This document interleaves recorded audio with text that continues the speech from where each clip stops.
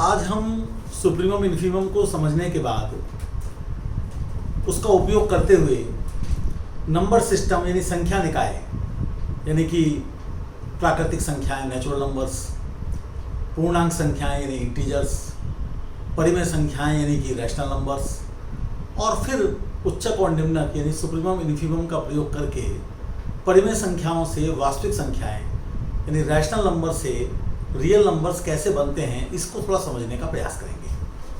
तो इसी के बारे में हम चर्चा कर रहे हैं। तो पहले हमारे पास जो सेट आता है n आता है, हम सब जानते हैं विशेष n है इसलिए हम ऐसा निशान लगाए थे। इसको हम लिखते हैं कि n इसके एलिमेंट्स हैं और n कैसे हैं कि n 1 belongs to, बल्कि इसको हम ऐसा कहें कि सीधे ही लिख दें, इसकी ज़्यादा चक्कर ना पड़े। 1 2 3 4 क्योंकि काउंटिंग नंबर्स में इनको हम कहते हैं, ये सीधे सीधे आ जाते हैं।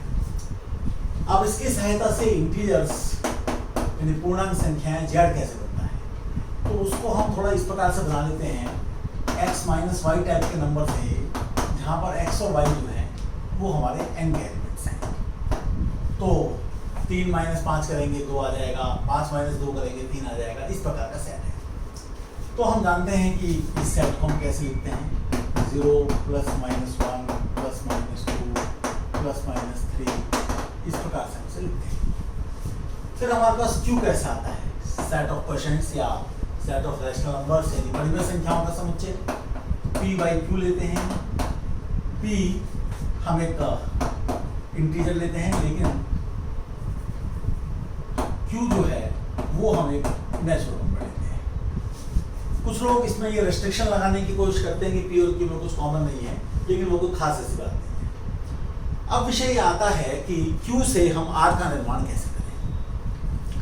तो हमें पहले एक बात ये समझने की जरूरत है कि जो सुप्रीमम इन्फीमम की अवधारणा है वह हमें कई बार नई संख्याओं का उदय करना सिखाती है जो पहले से नहीं है। जैसे मान लीजिए कि मैं Q का एक सेट लेता हूँ, मैं एक सेट लेता हूँ A और उसमें लेता हूँ 1, 1/2, 1/3, 1/4। तो मैं कहूँगा कि इसका जो सुप्रीमम है वो 1 आएगा। फिर मैं इसके बाद कई बार ऐसा लूँगा कि B को इस प्रकार का ले लूँगा कि n/n+1 टाइप का, यहाँ n एक नेचुरल नंबर है।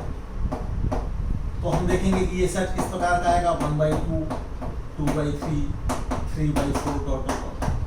तो इसका जो सुप्रीमम है B का, जैसा हमने पहले चर्चा की 1 आ गया।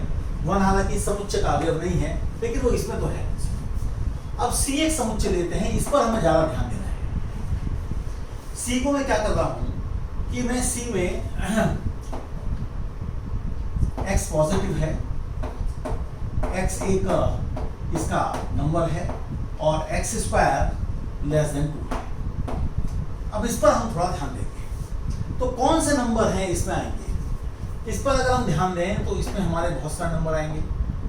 1/2 आएगा, 2/7 आएगा, 3/4 आएगा, 5/3 आएगा, 5/3 ना भी कहें तो 4/3 कहते हैं, ये इसमें आएगा। ऐसे बहुत सारे हैं। अब हम ये सोचने की कोशिश करें कि इस सेट में सारे नंबर हमारे क्यों क्या आ रहे हैं, इसके बाद भी सुप्रीमम C क्या, तो इस सेट का कोई भी एलिमेंट इस सेट का सुप्रीमम नहीं हो सकता। ये आप देख सकते हैं कि कोई भी एलिमेंट अगर आप लेंगे जिसका स्क्वायर 2 से कम आ रहा है तो आप उससे बड़ा भी एलिमेंट ले आएंगे। जैसे मान लीजिए कि आप 1.41 को देखें जो कि 141/100 है, तो ये हमारा Q का एलिमेंट है और ये हमारा जो है एलिमेंट साथ साथ जो है C का भी है, क्योंकि 1.41 का अगर आप स्क्वायर करेंगे तो वो <2 आएगा। लेकिन हमें एक नंबर 1.414 मिल जा रहा है जो कि बिल्कुल हमारा C का ही एलिमेंट है और वो जो है बड़ा है 1.41 से। तो अगर 1.41 देखें उससे बड़ा एलिमेंट मिल गया, फिर हमें इससे बड़ा भी मिल जाएगा, इससे बड़ा मिल जाएगा। तो हमारे पास Q में कोई ऐसा एलिमेंट नहीं है जो C का सुप्रीमम बने। तो आप लोग ध्यान दीजिए कि सुप्रीमम C √2 होगा। तो इस प्रकार से हम ऐसे सेट को बना लेने में सफल हो जा रहे हैं जो कि हमें एक ऐसा एलिमेंट दे रहा है सुप्रीमम के माध्यम से जो कि Q में नहीं है, और C जो है पूरी तरीके से Q का सबसेट है। तो ये अपने में एक बहुत बड़ी बात है। जब हम ये कहते हैं कि हमारे पास R वास्तविक संख्याओं का समुच्चय है और हम उसको बताना चाहते हैं कि R में किस तरीके के एलिमेंट्स हैं, जैसे हमने Q में बताया किस तरीके के एलिमेंट्स हैं, I में बताया किस तरीके के एलिमेंट्स हैं, N में बताया किस तरीके के एलिमेंट्स हैं, तो हम R में इस तरीके के एलिमेंट्स नहीं बता पाते। तो आज हमारा जो मुख्य प्रयास है वो यही है कि R में भी हम एलिमेंट्स को बता पाएं कि वो किस प्रकार के हैं। तो इसके लिए एक मैथमेटिशियन की बात हम करेंगे जिसका नाम है डेडेकिंड। इन्होंने थोड़ी सी इस बारे में चर्चा की है, तो इनके नाम पर एक चीज है डेडेकिंड कट। अभी डेडेकिंड कट का मतलब आप ये समझें कि ये आपके पास में एक लाइन है, इस पर जो है 0 है, यहाँ 1 है, इस प्रकार से नंबर है। हम यहाँ पर कहीं पर भी एक कट लगा दें, जैसे ये कट लगा दिया आपने, तो ये जितने भी नंबर्स हैं इस कट से पहले के, यहाँ पर हो सकता है रैशनल नंबर हो, इरेशनल हो, इससे मतलब नहीं है। तो हमारे पास ये जो कट है इसका नाम हमने अल्फा रखा। तो अल्फा क्या है हमारे पास? एक्स है। कैसा एक्स है? जो क्यू का एलिमेंट एक्स कट का एक अवयव है, एक एलिमेंट है। तो आप ये देखने की कोशिश करें कि जब आप कोई भी कट लगाएंगे कहीं पर भी, उससे पहले के जो एलिमेंट्स आ रहे हैं, जो रैशनल नंबर है, उनके कलेक्शन को अगर हम अल्फा कहते हैं तो अल्फा हमारे पास एक कट है। सुप्रीमम अल्फा लेंगे तो सुप्रीमम अल्फा एक रैशनल नंबर भी आ सकता है और एक नॉन रैशनल नंबर भी आ सकता है। ये जो सुप्रीमम अल्फा है ये हमारा एक नंबर होगा जो Q में भी हो सकता है, Q के बाहर भी हो सकता है। तो जो R है वो वास्तव में क्या है? सुप्रीमम ऑफ अल्फा है। अल्फा एक डेडेकिंड कट है।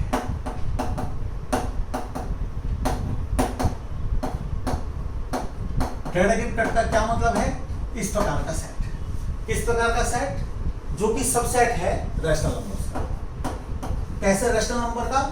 जो एक सीमा तक के नंबर्स हैं, यानी कि हमने कट लगाया, कट से पहले के जितने भी रेशनल नंबर्स हैं, परिमेय संख्याएं हैं, उन सब का जो समुच्चय है उसे हमने अल्फा कहा है। तो अल्फा जो है वो खुद में एक सेट है, लेकिन जब उसका सुप्रीमम लेंगे तो वो एक वास्तविक संख्या आएगा जो कि रैशनल भी हो सकता है, इरैशनल भी, परिमेय भी, अपरिमेय भी।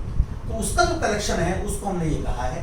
कल हम इस अवधारणा को थोड़ा सा और विकसित करेंगे और फिर हम ये सोचेंगे कि जिस प्रकार से हमारे पास n में, i में, q में जोड़ घटा गुणा भाग था, उस प्रकार से R में किस प्रकार से जोड़ घटा गुणा भाग होगा, उसे हम समझने का प्रयास करेंगे। तो इस पर आप थोड़ा विचार करिए। आपको इस बात की प्रसन्नता होनी चाहिए कि हम R के बारे में जिस तरीके से सोचते थे कि वो केवल एक नंबर लाइन पर प्रेजेंट होगा, तो उसका कोई ज़्यादा मतलब नहीं है। किस प्रकार के अवयव हैं ये हमारे सामने आना चाहिए। तो हमारे पास R में जो अवयव हैं वो रैशनल नंबर के खास तरीके के समुच्चय, जिनको उप समुच्चय, जिनको हमने डेडेकिंड कट कहा है, उन डेडेकिंड कट के सुप्रीमम का कलेक्शन वो हमारा R है। तो इसको आप लोग समझिए, ध्यान रखिए। हम लोग इस पर कल को और चर्चा करेंगे। धन्यवाद।